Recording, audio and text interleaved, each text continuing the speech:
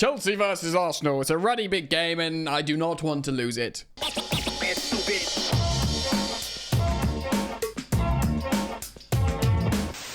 Yes, what's poppin', friends? Welcome back to Football Therapy with me, your host, Jan. I do hope you're doing well. I really do hope that we're playing the Arsenal on Sunday. Big game. Arsenal are in trouble. They've lost 3 of the last 4. They're winless in the last 4. Of course, they got a draw against Liverpool. And they are possibly club in crisis by their recent standards, like Man City are at the moment as well. Huge opportunity for them to get back on the horse and beat Chelsea. They will say, right, if we are a big boy like Man City and like Liverpool, we need to do what Man City and Liverpool have done this season, which is defeat Enzo Maresca's Chelsea. We cannot let that happen, guys, okay? This is really, they are in a difficult moment. Ødegaard might magically be back, as players always are when they face Chelsea. But they are in the wars. They are struggling defensively. I know we've got an accommodating defense, and often we can be presenting as a brothel where anyone can score. Jump on in! But we really, look, they slapped us 5-0 last season. Pochettino has blood on his hands for many things. I mean, he did a lot of good stuff, let's be real. But the fact how we were so vulnerable on transition and Arsenal beat us 5-0, I can't be having that. We need to demonstrate. We need to prove. It's a brave new dawn for Chelsea Football Club with the new Italiano gaffer. We've done well with Italian managers. It's going well so far. Lest we forget, we start this game above Arsenal in the Premier League. If we draw with them, we will remain above them going into the international break. So for me, it's a draw minimum. We're going to talk about the game, ramifications. We're going to build a lineup. We're going to have a lot of fun here. So strap yourselves in, guys. Thank you as always for joining me on the channel Football Therapy. And if you want to support the content, drop a like, subscribe. If you do choose to subscribe, hit the bell because then you get notified when I upload. All right. Okay, massive game. A little bit on Arsenal first, I suppose. Declan Rice is supposedly playing through pain, possibly for England as well, because I know it's the Nations League, but they represent competitive games for England. I'll see what happens there. Talks about Cole Palmer possibly not being available, but apparently he looks happy as Larry, and I wonder if Maresca's keeping his powder dry when he's saying maybe, let's see if he trains or not. I have a feeling Cole Palmer is going to be okay. So of course, midweek games, Arsenal lost to Inter, and let's be real, it was Inter's, I don't want to say as much as a B team, but they rested a lot of players because they're playing top of the table Napoli this weekend, so it's a bit of a title clash for Inter and Napoli, and they prioritized that game and therefore rested big key players against Arsenal in Champions League midweek and still beat them 1-0. Arsenal had lots of shots. It was kind of a defensive masterclass from Inter to a degree, but also Arsenal look out of ideas offensively a lot of the time, especially in the absence of Martin Ødegaard, their captain, their sort of midfield general, who's good at functional midfield defensive play, but also really important, effective, and dare I say, mandatory to their attack. The fact that he came on for the final few minutes in midweek makes me think he's going to play against Chelsea, isn't he? I mean, maybe he's only fit enough to play because he played literally just a few minutes against Inter. It was probably just like a show the Arsenal fans he's back to make some good feeling here. Maybe it was a bit of tactics like that. But maybe he can play half an hour against Chelsea. Or who knows, maybe he just magically starts against Chelsea and that's just the luck we have. It's a huge game, but Arsenal, they can generally only score off set pieces. They've just gone off the ball. Their best player offensively, of course, is Bukayo Saka.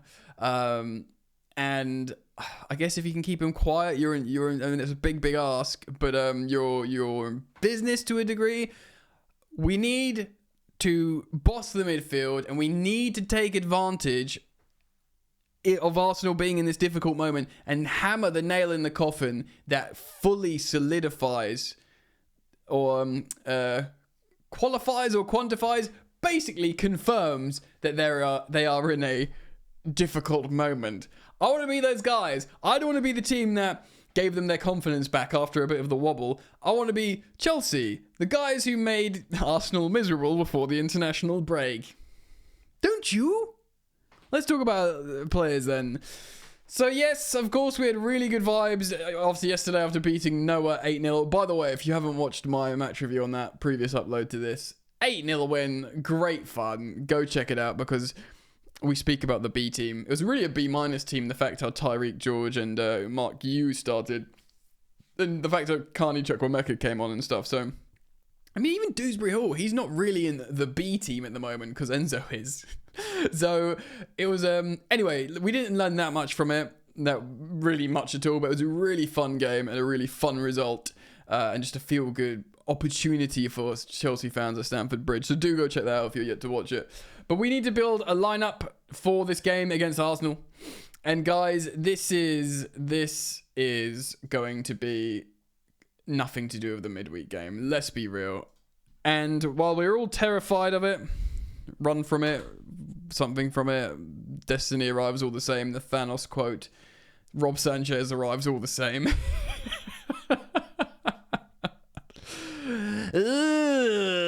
Centre backs, easy. Levi Colwill and Wesley Fofana, mon gars. Right, now, this is the question. Well, firstly, let's do what we know first, shall we? Moises Caicedo.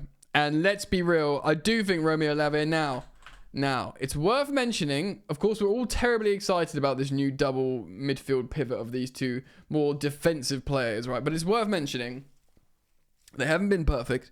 They weren't very, very good away at Manchester United.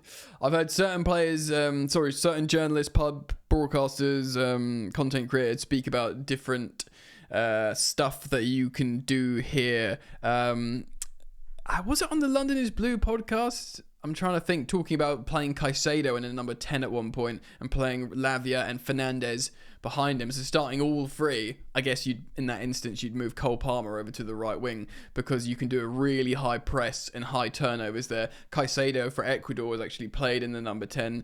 If you really want to beast the midfield in certain games and throw like a wild card, it's not my idea. I just heard someone say it. I think it was on London is Blue. Forgive me if it's not. I mean, that would be really interesting because then you get to see Enzo do what he did against Noah, but with the protection of both these guys, Caicedo and Lavia. Of course, Caicedo will sort of be here.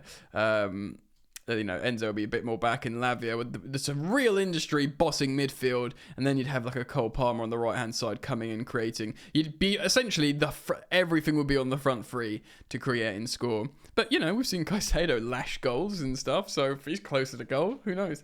That was just a really interesting thought experiment. But now knowing these guys in the midfield, the big question is, how do we set up with the fullbacks again? Is Maresca going to do the Reece James left back, Malo Gusto right back thing again? A lot of us don't necessarily want it. I don't think it's the worst thing in the world, but I think it's a protective measure for Reece James. But the fact that Reece James is... I really did think that in midweek we might see Gusto and, Vega as the fullbacks, but we didn't see Gusto or James, so that might make you think they're both being protected for this game, which would make me feel a little bit uneasy. But Cucurella didn't play either, so I'm going to go in for Cucurella to play and start as the left back.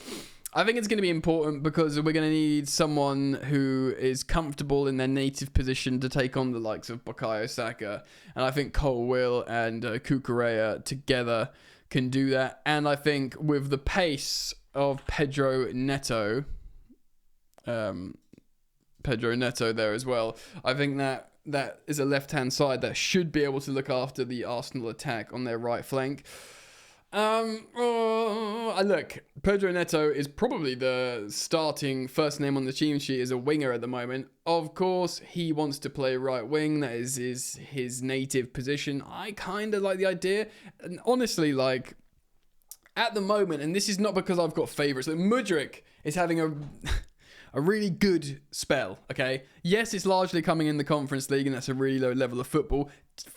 Bro, take what we can have. He was looking lost in a lost cause. He's finding confidence. The goal he scored midweek was lovely. It was a superb goal. It doesn't matter who you're playing against. Mwah, superb, right? Bellissimo. So that's good. He's developing in a good moment, good momentum. Chelsea have been very, very firm. They are not giving up on Mudryk. Great. The narrative is slowly percolating more positively in the background for Misha. Saying that, I don't think he should start against Arsenal, even though he did score against them last season, didn't he? That sort of was a cross, let's be honest, but it went in. And there's the narrative of him going to Chelsea after all the Arsenal courting and all that kind of stuff. So, great. He'll probably come on and feature and hopefully can do well, but I wouldn't start him.